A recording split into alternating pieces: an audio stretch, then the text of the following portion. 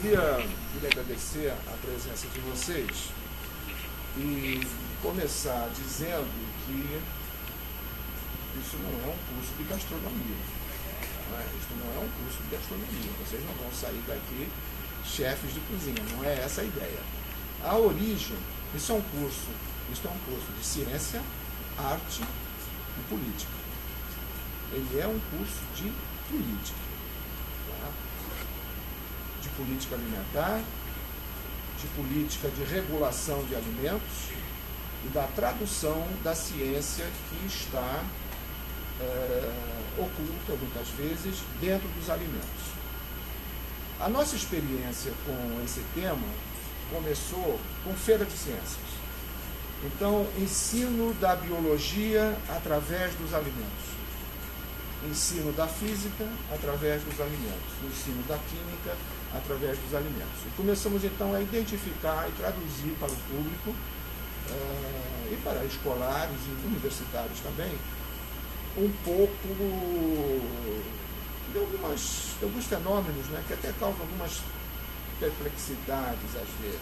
Então, quando você pergunta, eu tenho aqui 2 sucos, um suco de uva e um suco de laranja. Digamos que o teor de ácido presente nesses 2 sucos seja o mesmo. Digamos que ambos tenham 0,5% de ácido. Então a pergunta é, o pH desses 2 sucos é o mesmo? Muitos de vocês podem saber a resposta, mas eu não vejo isso muito claro dentro da sala de aula. Você que vai ser engenheiro de alimentos, você tem a resposta pronta para isso? Não. Quer ver como eu também não tinha durante muitos anos. Só para os doutores eu não vou perguntar para não criar constrangimento. A nossa turma aqui ela é bastante heterogênea, né? Então nós temos participantes, né, com doutorado, temos participantes professores universitários, e temos participantes que estão começando ainda a sua graduação. Eu acho possível trabalhar, ainda que trabalhar juntos nisso. Aqueles que sabem muito, eu pedi para participar como professores.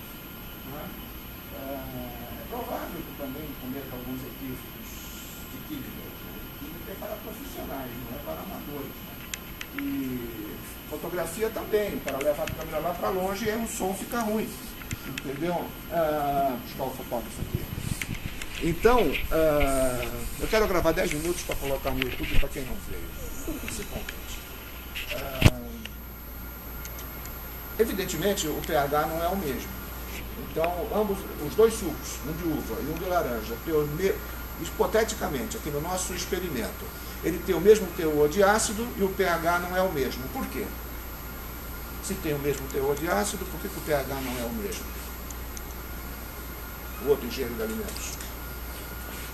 Porque tem substâncias... Rapaz, tu não pode tratar essa câmera aí a tapa. Ele vira a câmera... Isso aqui é a casa da precariedade, né? A universidade é a casa da precariedade. A gente, para fazer esse curso aqui, é muito difícil. Muito difícil. Vocês viram que não tem um funcionário, não tem um monitor. O computador, eu tive que ir lá buscar, puxar para vir o computador. Essa é o FRJ. Começar de novo, né? Então, o pH não é o mesmo porque o suco de uva tem substâncias componentes. Né? Então, o teor de ácido é o mesmo, mas o pH não é. O pH não é a quantidade de ácido que tem. Né? O pH é a medida, não é, do íon H+, que está ali dissociado. É uma outra medida. A acidez é uma dimensão química e o pH é uma dimensão, aquela maldita disciplina mal feita, entendeu? A acidez é uma dimensão química. A densidade é uma dimensão física. E o pH é uma dimensão físico-química. Ela não é física e química, ela é físico-química. Físico-química é um outro ramo da ciência. A físico-química não é física e química. Eu devia trazer meus colegas professores aqui também, vários deles aqui, pós-doc, que publicam umas tabelas assim, composição físico-química da folha do abacateiro. Caraca, brincadeira, isso é brincadeira, ainda bota no Lattes. O Lattes aceita tudo atualmente. Então, não é físico-química, é físico e química. Físico-química é outra coisa. É a mesma diferença que tem entre umidade e atividade de água. Então você tem uma geleia, a geleia tem muita água. Talvez tenha 82, 85, 86, 87% de água numa geleia. Então a umidade é muito alta na geleia. Mas a atividade de água é baixa, porque a água que está ali está presa por pontes de hidrogênio. Isso é um fundamento químico que está dentro do alimento. A umidade é uma dimensão química. A atividade de água é uma dimensão física. Não, se não souber, já vou ficar bravo agora. A umidade é uma medida química. A atividade de água é uma medida? Vou lá, começar de novo. O que é atividade de água? A atividade de água é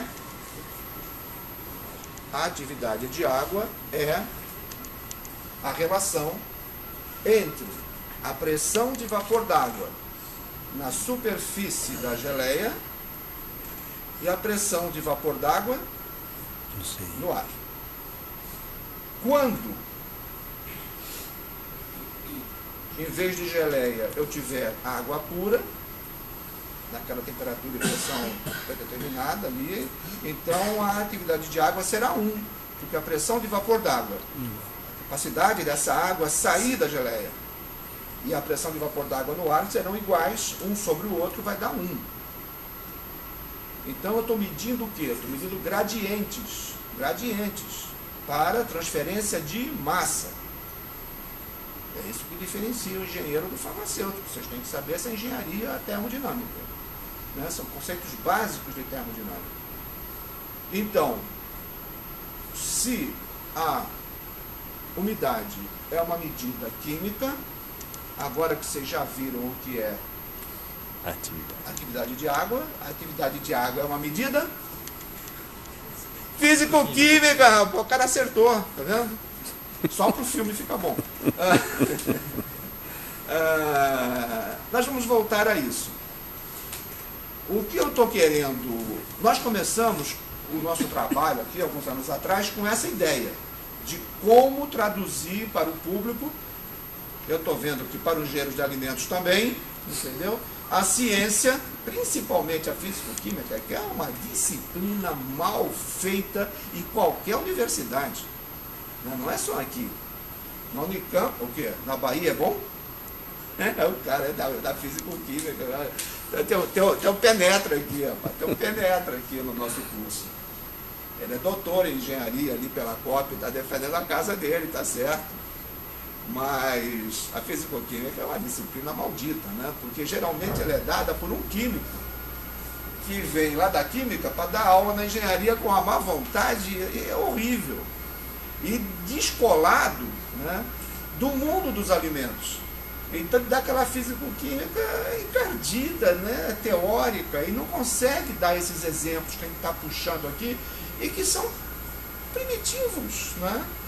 Pega o suco, fala do suco, fala do que é físico-química. A gente não tem esse fundamento. A gente se prepara, a gente passa o segundo grau se preparando, a escola do ensino médio para fazer o vestibular, depois a gente se prepara para fazer o mestrado, e não estamos aprendendo os fundamentos da nossa profissão. Então a gente começou assim, a gente começou com a ciência que está dentro dos alimentos. foi aí que começou esse trabalho com a difusão de ciência através da alimentação.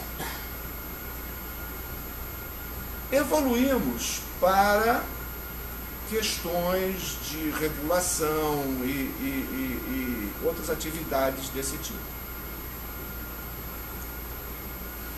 E assistimos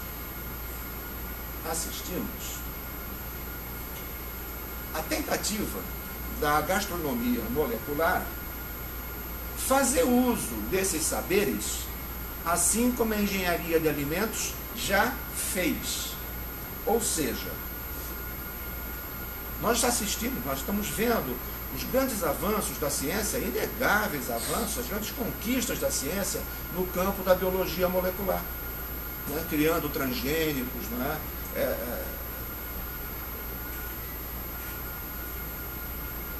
E a gente olha com tudo, né? Na escola de química, lá vocês veem, tem toda uma expertise, uma história em fermentações, né? Lá é um setor forte de pesquisas em fermentações. E a gente olha os alimentos fermentados, com todas as teses de doutorado, com todos os cursos, todos os programas de pós-grade, com tudo, toda a pesquisa, todos os centros de pesquisa que já foram criados, nenhum alimento fermentado resulta de nenhuma invenção humana, de nenhuma dessas teses, dessas pesquisas, desses cursos e desses profissionais. Todos os alimentos fermentados que nós temos,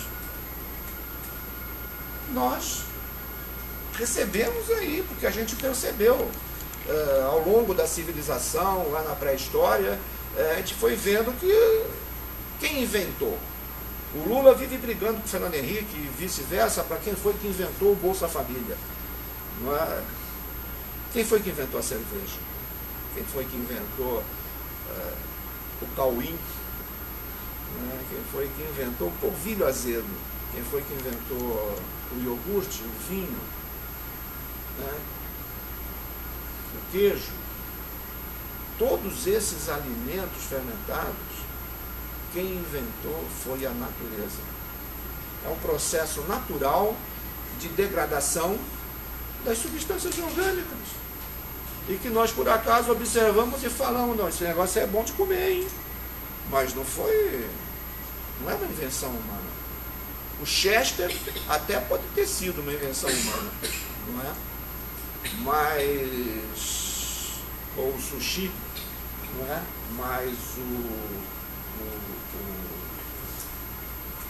aquele bolinho de soja que coloca, não, aquilo lá foi a natureza que inventou. Então, nós começamos a observar como é que a natureza funciona para fazer essas coisas que a gente viu prontas e gostou, e quer fazer melhor, e quer fazer sempre. Como é que a gente procura, com olhar científico, interpretar, descrever e dominar os fenômenos que transcorrem dentro dos alimentos, né? Para partir do que a natureza criou e aí sim colocar o dedo humano e fazer de uma maneira, não diria melhor para nós. Melhor para nós, não é melhor para, né? É melhor para nós. Vai ficar mais gostoso, vai ficar mais barato, vai ficar com menos risco toxicológico, vai ficar padronizado, o vinho vai ser sempre o mesmo, porque tem certos controles. Se tiver pouco açúcar na uva, eu boto açúcar. Se eu esqueci de botar açúcar, eu boto álcool depois, e consigo manter sempre o mesmo vinho. Que a gente trabalha com indústria tem que estar padronizado. A mesma coisa num restaurante. Você não pode ir lá hoje pedir hoje não tem mais, né? Bife a cavalo, né? Esses pratos que não existem mais. Não é? E um dia o bife ser desse tamanho, no outro dia o bife ser grande, num dia o ovo está super bem frito, queimadinho, no outro dia o ovo está com a gema quase crua. Tem que ter um padrão. Não é? Isso num restaurante. Na indústria de alimentos o padrão é imprescindível. Então, quando você você compra e vai comer um maracujá, você sabe que pode estar vazio, que pode estar doce, que pode estar azedo, que pode estar cheio, que pode estar amarelo, que pode estar avermelhado. Tem várias possibilidades para esse maracujá se apresentar como se fosse um Kinder Ovo, que você abre e tem uma surpresa. Mas quando você compra um suco da Maguari, você não aceita. Você quer que todo o suco da Maguari seja igual. Não interessa se é deste ano, se é do ano passado, se o suco veio do Ceará ou veio do Rio Grande do Sul, não interessa se é agosto ou se é janeiro. O suco tem que estar igual. E só tem um jeito da Maguari fazer suco de maracujá, todos da mesma cor, com o mesmo gosto a vida inteira, todo dia. Qual é esse jeito? Com a mesma acidez. Colocando ingredientes ou aditivos. Ou é um corante, ou é um ácido, ou é um aromatizante, ou é um espessante. Ela vai ter que fazer uma padronização com a intervenção da ciência. Então, a partir desse ponto, essa intervenção começa a ser provocada para ser mais profunda e diversificada. Então eu já aprendi como é que eu faço o queijo de maneira padronizada, já aprendi a fazer o iogurte, mas agora, será que a ciência não pode ser usada para eu fazer uma coisa igualzinha a esse iogurte, porém muito mais barata? Será que eu não podia fazer um iogurte sem leite? Não é? E chega num ponto que a indústria inventa o ADES. O ADES é uma invenção genial, porque a universidade, desde 1970 e nada, que ela vem tentando fazer um leite de soja. Ela tem teses de mestrado e doutorado, principalmente na Unicamp, há uns montes sobre leite de soja. Teve a vaca mecânica, ganhou prêmio, né, de engenharia, a criação da vaca mecânica, você põe a soja, né, soja com agrotóxico, né? Aí você moe, sai o leite ali para as criancinhas. Isso era genial. E você é obrigado a escutar. Também não é só a físico-química que é mal feita, parece que a matemática também. Entendeu? O cara vem e fala assim: 1 litro de leite custa R$ 2,50. 1 quilo de soja custa 50 centavos, eu faço 8 litros de leite de soja. E pronto, e o cara fala isso no Jornal Nacional. O cara é doutor em engenharia, tem que ser um animal, entendeu? O cálculo dele, ele não computou a água, nem a energia elétrica, nem a mão de obra, nem o aluguel da sala, nem o IPTU, nem o ISS, nem o dinheiro do fiscal, entendeu? Tudo isso é custo da empresa. Tem que pagar a vigilância sanitária, tem que pagar o segurança, tem que pagar a milícia, tem um monte de custos na indústria, não é barato. Mas ele só computou a mágica do leite de soja dele. Mas nunca se conseguiu fazer ninguém beber esse maldito leite de soja. O ADES conseguiu. Genial, isso é genial. Isso é genial. O ADES é genial. Bastava, para fazer o leite de soja, fazer sucesso, bastava tirar a soja. Entendeu? Era tão simples. Entendeu? Era tão simples. Você tira a soja, coloca espessante, corante, aromatizante, aquilo fica maravilhoso, um sucesso de mercado. Finalmente o leite de soja alcançou o lugar merecido. Foi um esforço. Eu acho que o trabalho humano deve ser recompensado. Né? E isso que a gente assiste na indústria de alimentos, o uso da ciência, da criatividade, da inteligência e da sacanagem para fazer alimentos, a gente começa a perceber que a gastronomia também não quer usar a ciência para entender por que a maionese, quando você usa a gema, você consegue fazer uma emulsão de óleo e água, onde a gema do ovo tem um papel importante de emulsificante. Não é esse fenômeno que ela quer entender. Ela quer entender como é que ela faz essa maionese de ovo sem botar ovo.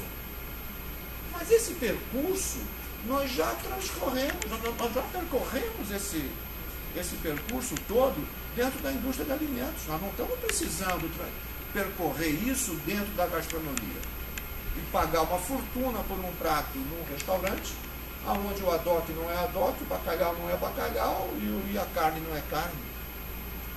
Com um agravante, não é rotulado. Né? Então, cabe a nós, da ciência de alimentos, chegar uma hora e falar, vamos parar para pensar isso. Vamos parar para pensar isso. O que é essa gastronomia molecular? É um show do Fantástico? Com fumaça, som e fúria? É uma tendência fashion e cara, aonde você vai jantar ali no Ouro, deixa lá uns casal, R$700, entendeu? E quando você sai, você fala, olha, comi um filé mignon. O mais maravilhoso é que não era filé mignon, viu? Mas parecia genial. A sociedade que a gente vive, isso pode ser até um luxo. Né? Na sociedade do simulacro. Então, a nossa proposta aqui é uma proposta muito simples, de convocar, por isso que eu disse que é um curso de política, de relações de poder entre a ciência, os cientistas, os reguladores, e o pano de fundo é a ciência. Nós vamos ter três módulos. No primeiro módulo, nós vamos trabalhar com os conceitos da química, e pegar alguns fenômenos, alguns casos, e ver como é que a química está ali. No segundo módulo, que é a nossa terceira aula, na verdade, vamos ver a bioquímica, as enzimas, né, os fenômenos da bioquímica dentro dos alimentos. E no terceiro módulo, nós vamos ver que são 5 aulas, né? A primeira e a última, que são desse tipo que está tendo aqui hoje, de interação e conversa, e vamos ter 3 módulos ali no meio, que é um de química, um de bioquímica e um de microbiologia. Eu não vou dar um curso de engenharia de alimentos por a distância em 3 aulas. Nem acho que eu vou ensinar alguma coisa que sirva para sempre. A ideia é emprestar uma visão pessoal sobre esse fenômeno, para vocês colocarem a de vocês e construírem de maneira autônoma o vosso saber. Não é? O que é isso aqui? Isso daqui é uma sessão psicanalítica, onde eu descrevo e confidencio a vocês da onde eu vim, o que eu li, e de que maneira isso influencia o meu olhar sobre esses fenômenos. Vocês vão colocar o de vocês, de onde vocês vieram, que caminho vocês percorreram e como vocês enxergam. Não quero que vocês fiquem com o meu olhar, porque não é possível. Cada um tem o seu olhar próprio. Mas é interessante, eu acredito, você enxergar como é que o outro fez. Tudo que eu sei, eu aprendi de alguém, quase tudo. Ou copiei, né? E acho que esse é um dos caminhos do aprendizado. E até eu acho que eu aprendo mais com quem não sabe. Eu fico olhando o burro falar e falo, cara, mas eu sou burro assim também, cara. Eu preciso parar com isso. Eu falo essas porcarias e não percebo, isso está errado. Não é? Às vezes você aprende a ser bonito com o feio. Né? Porque com o bonito é mais difícil de aprender. Você olha e fala, cara, como é que o cara fez isso? Né? É difícil. Mas tu olha o feio e fala, cara, eu não vou fazer isso aí não. Não fazer, às vezes, é mais fácil do que fazer. Essa foi a introdução que eu queria apresentar, e então vamos passar aos slides. E agradecer aqui ao nosso cameraman.